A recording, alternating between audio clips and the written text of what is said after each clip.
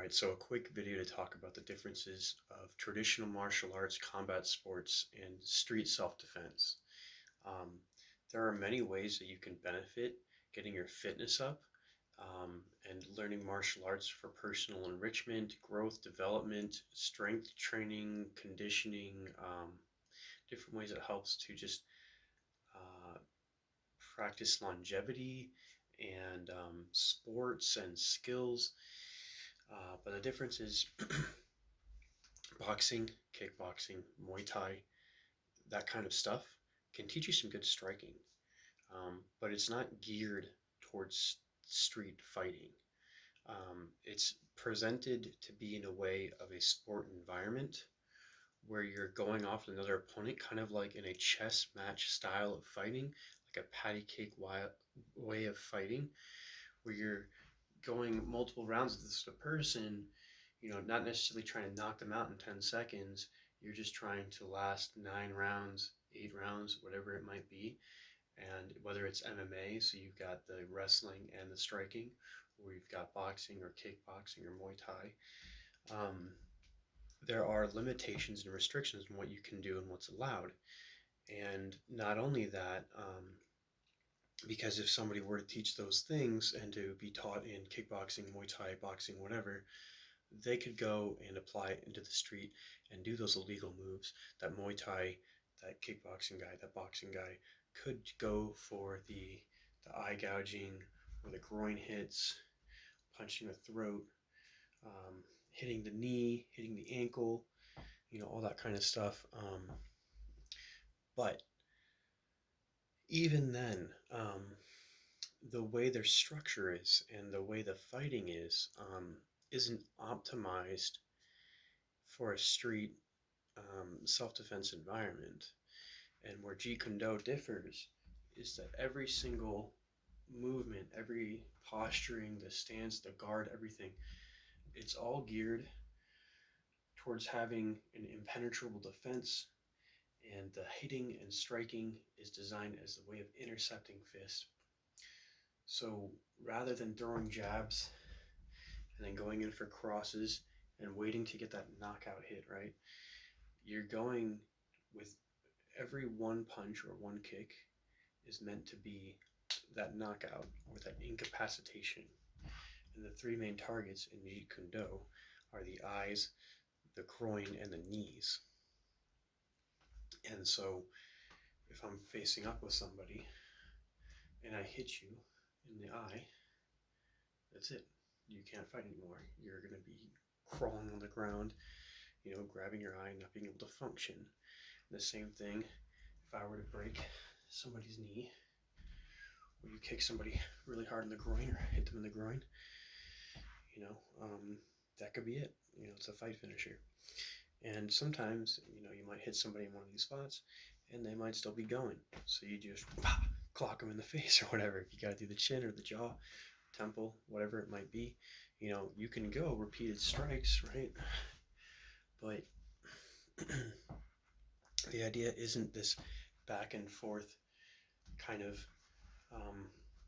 dancing way of fighting where you're having this match.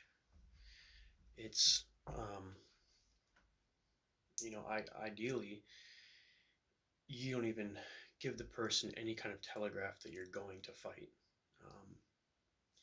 You might have somebody aggressively chasing you, like challenging you, trying to fight you, and you just back up enough, and that person is intent on hitting you. Then on a standpoint of other people watching and cameras and everything like that, you just want to make sure, because if you throw a first strike, that it's presented in a way, well, first of all, that it's for self-defense and you know the danger and that there is a risk, but also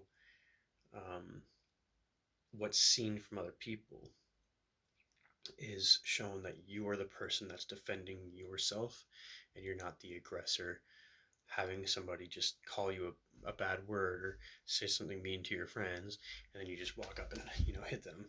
It's like, okay, well then you're the one that's instigating. But there are just a lot of differences in those kind of sport fighting versus street fighting, um, that is important to differentiate. And the kickboxing, the Muay Thai, the boxing, or any other striking arts, I'm just talking about the competitive ones. I didn't even get into like the Kung Fu, the Karate, the Tang Soo Do, the Taekwondo, the Silat, the Pankrit, all the other styles of fighting that are more traditional based. But Jeet Kune Do itself is just basically streamlining and making as efficient as possible a method of self-defense for the street where you're attacking the nearest target with the closest weapon, and your entire focus is to, as safely as possible, protecting yourself as safely as possible, annihilating another threat as quickly and efficiently as possible, because we train in a way of the idea of multiple attackers. So we don't waste time, going back and forth with our hands up with one person, just one on one. And if you ever get into an altercation where you throw that first strike or you hitting those moves, and for some reason that person's still up and you miss a shot or whatever, and you get into this kind of, where you guys are in that kind of sparring type of thing where you're kind of having to go back and forth in this kind of engagement. It's a post-emptive fighting where it's established that there's a fight and you've not already, ended it. Rather than going just for 2 minutes straight, just kind of going back and forth, you might just throw, a feint and bob and weave and get out of the way of whatever they're throwing, and you're keeping your hands elusive and you're being unpredictable, having broken rhythm. But as soon as you see that opening, again, you're not just throwing a jab to test them. You're gonna go for that eye, that groin, that knee. Use your straight lead to hit the jaw. Get to come over with the hook. But again, this is not about a back and forth schoolyard fight or an MMA boxing match, and that's the difference. Traditional martial arts have the striking as well, but they don't have the mobility. So I've practiced Kempo Karate, Jiu-Jitsu, Wing Chun, Kung Fu, and various other traditional martial arts. I've also done the boxing and the kickboxing and then the Jeet Kune Do. And the traditional martial arts have a lot of extra moves and skill sets. I think Taekwondo is amazing for footwork and kicking. Boxing has a lot of good footwork and head movement and striking. That's not traditional though. So Muay Boran is actually the martial art that Muay Thai came from. That is more of a traditional route and has a lot of other things going on with it too, which is kind of cool. But the other traditional martial arts, they have a lot of skills and things that you can pick up from it. I really like karate, for example, Kyokushin karate, Kempo karate, and everything. It's not enough in and of itself to be adequate for self-defense environments. And there's a lot of limitations on it and impractical things that they teach. From a traditional standpoint, it's interesting and it's fun and it's cool to learn, but it's really not going to be applicable to the street self-defense stuff. And, I think in terms of hand striking, that, your best bet, boxing has like the best hand striking, has good footwork, good movements with the head. Nobody else really teaches that in the other traditional martial arts, and that's the most dynamic, engaging, and free-flowing. Kickboxing has it too, but they also have the kicks. But a lot of kickboxing, it's hard to find people that are more competent with knowing the head movements as much and doing the cleaner striking. Finding a really good kickboxing coach or place is just hard. Muay Thai, you can find a lot of good Muay Thai people, but the Muay Thai thing, again, for self-defense in the street, it's not the greatest because, the stance, you leave your groin wide open, and that's the problem with a lot of the stances in the other martial arts is the boxing, the kickboxing, the Muay Thai, the traditional martial arts. all these styles leave your body open and your center line open, to present more of a target to your opponent, and especially your groin. And people need to worry about it when they're in a sport environment or a competition environment or what have you.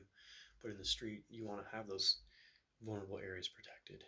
Um, so yeah, that's some of the differences. But there's just a lot of cool stuff that traditional martial arts teaches you, and it's fun and it's interesting to learn. Um, it's just important that you also, if you want to learn the actual street self-defense, the knowing how to defend yourself, how to fight multiple people, how to be able to end a fight just quickly and just not waste any time and be as efficient as and direct as possible. Like Jeet Kune Do, bar none, is the way to go. Krav Maga is another martial arts style for street self-defense, but again, it's sloppy. It's not as highly technical. It's not as highly athletic. Um, it does have some cool stuff in it, and it's interesting, and it's definitely better than nothing. But it's just, again, there are just a lot of limitations or restrictions in certain martial arts, and that's why I just chose something myself that you know the technique and the athleticism and everything else. You really have to be top notch with all of it and your dedication and commitment to it.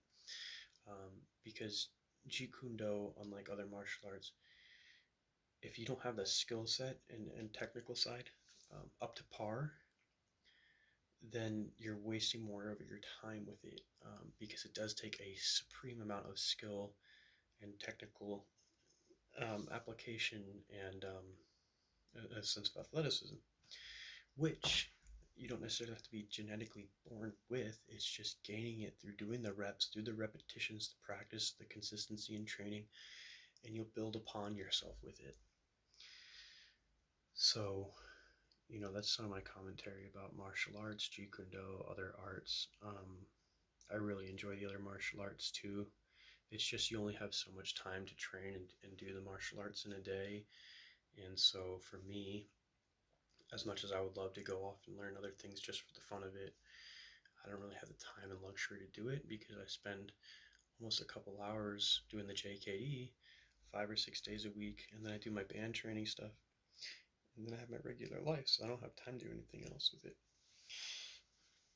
And wrestling and Brazilian Jiu-Jitsu and any kind of groundwork skills, that's all stuff that is a terrible idea for the street. You would never use in a street fight because concrete is less forgiving, and if you fall on your head, you'll break your skull or knock yourself unconscious, and you just never want to be on the ground in a street fight because it puts you in a very vulnerable position for other people to come by and kick you in the head. So we don't do that. You never practice that. Although it is good to have some takedown defense and to know how to get out of certain positions that somebody might put you in if they put you on the ground. But you just want to avoid the ground as much as possible and get up as quickly as possible if you ever put onto the ground. So that's important too.